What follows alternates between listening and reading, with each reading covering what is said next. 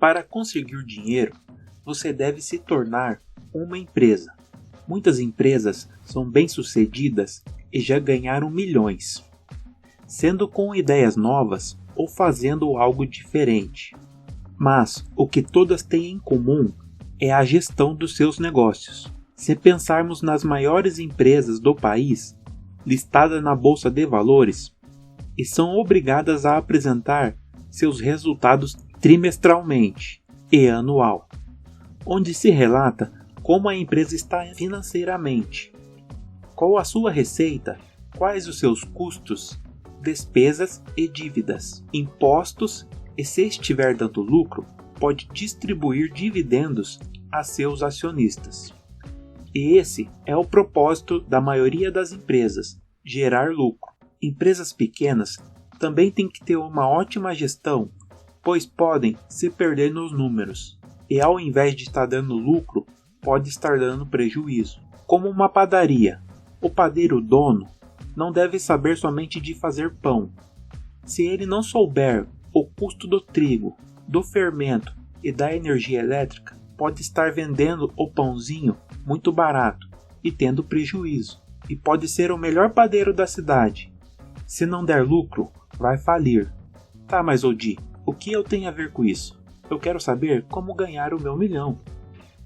Para fazer o seu milhão, você tem que usar o mesmo princípio das empresas. Vamos deixar a sorte e os ganhos de dinheiro rápido com os picaretas. Você precisa ter uma ótima gestão da sua vida financeira, assim como as empresas. Saber se está dando lucro. Primeira coisa é anotar todos os seus ganhos e despesas do mês. Ah, mas isso vai dar muito trabalho, não quero ficar anotando até o cafezinho. Segunda coisa, deixar de ser preguiçoso. O mínimo que você tem que saber é quanto está gastando e ganhando. Tem pessoas que vão gastando passando o cartão de crédito, como se fosse uma extensão do seu salário, e se surpreendem quando a fatura chega ao final do mês. Aí acabam parcelando a fatura e continuam na roda dos ratos. Baixe o aplicativo do Excel. Coloque de um lado ganho e do outro despesas. No final, deduza as despesas dos ganhos.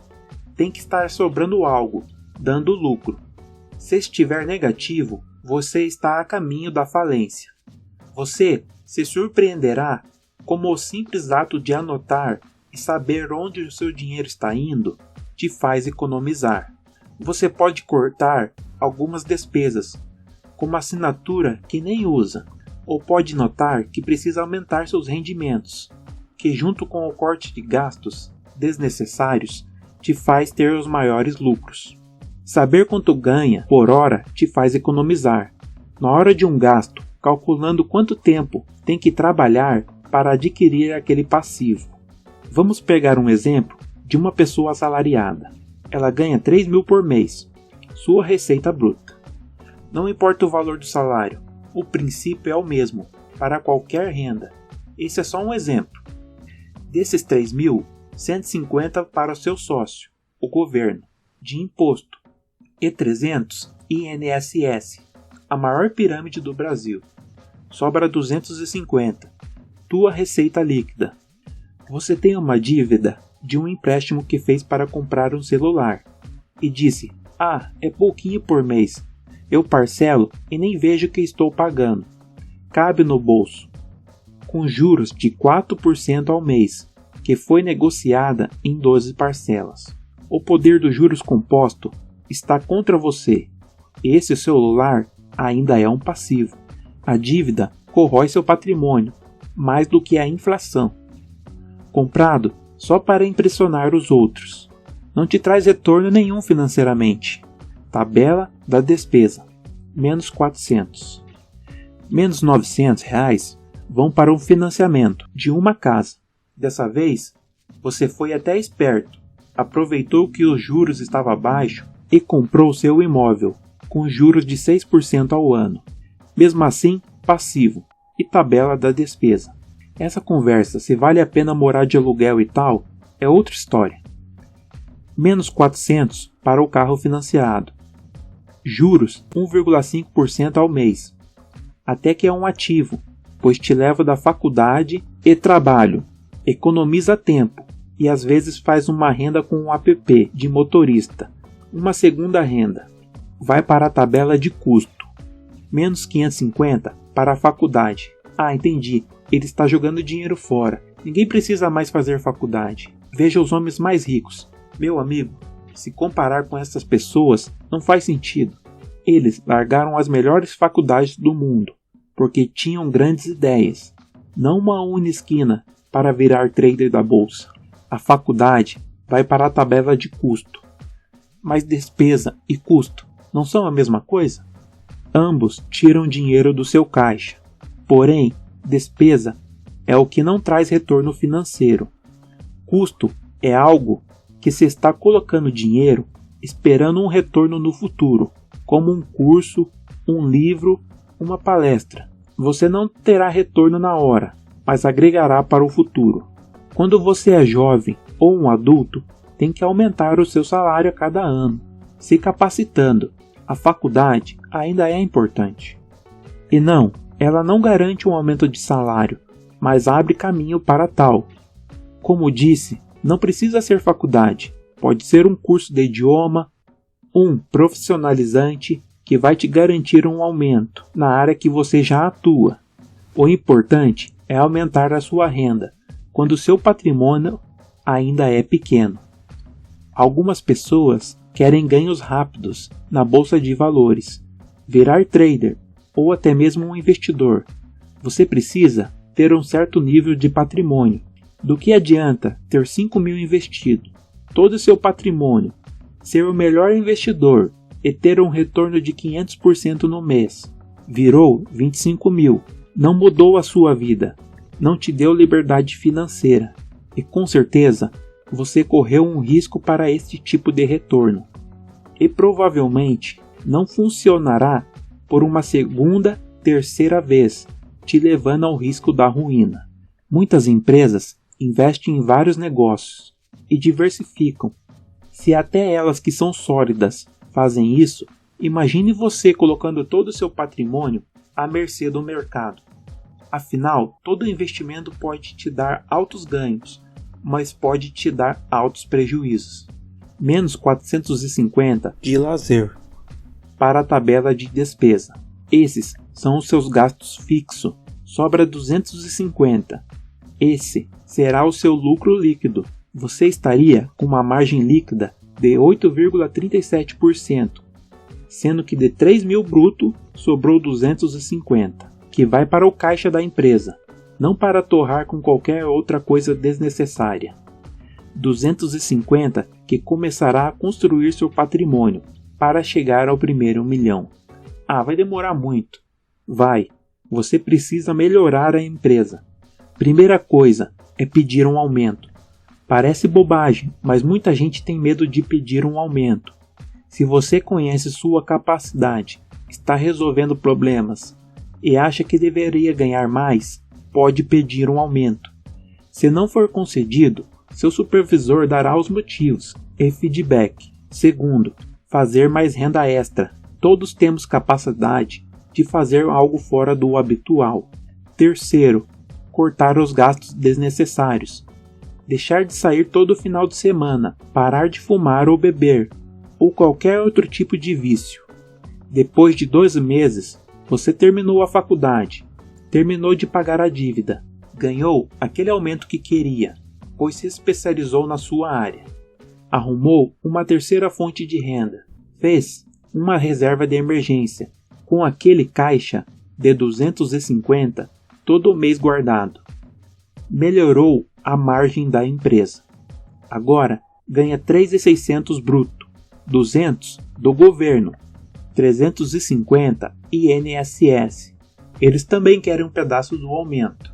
Conseguiu fazer 250 de renda extra com a venda de marmitas, 3.300 de receita líquida. Não tem mais dívida, não tem mais faculdade. Pagou a parcela do carro e do apartamento. Menos 500 de lazer.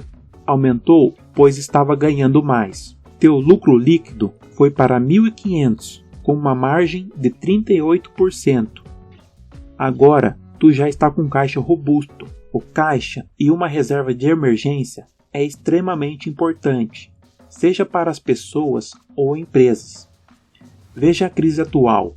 Muitas empresas quebraram porque não tinha caixa, não tinha uma reserva e o fluxo de caixa era muito apertado. Pior que não ter lucro é não ter um fluxo de caixa organizado. Uma empresa que tem 5 clientes, 3 pagam em dia. 15 dias depois, 2 deixaram de pagar.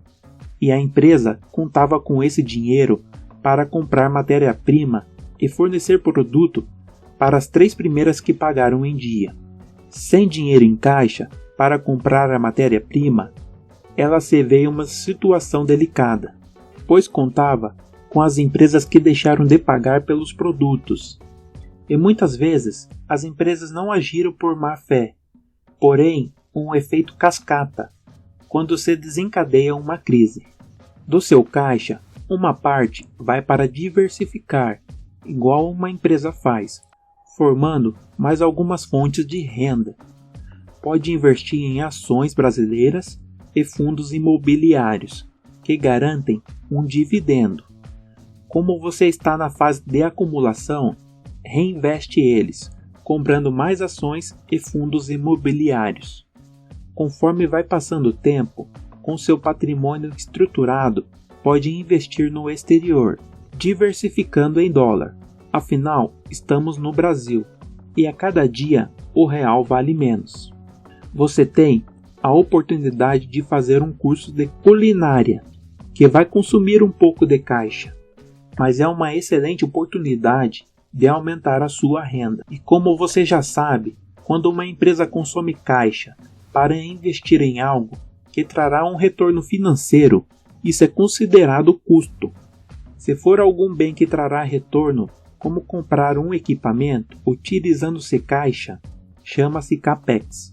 Agora, se ela gasta com passivos que não geram renda, como você já sabe, é considerado despesa. Como comprar algo que não se está precisando. Nenhum investimento trará maiores retornos que investir em você mesmo. Você já está com sua empresa estruturada. Tem caixa, tem renda, tem patrimônio. Já está organizado. Anota gastos e ganhos. Investe em ativos. Não liga tanto para passivos, como carro para impressionar os outros. Está preparado para fazer o que as empresas fazem para crescer. Faça uma dívida. Peraí, você falou para pagar minhas dívidas, pois os juros compostos estavam contra mim, e ela corrói meu patrimônio. Sim, antes, sua vida estava toda errada. Dívidas caras, dívidas para comprar passivos, não tinha patrimônio para te resguardar e conseguir pagá-las, caso algo desse errado.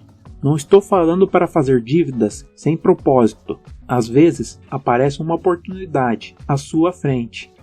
Você até tem dinheiro, porém ele está alocado em caixa, reserva de emergência e ações.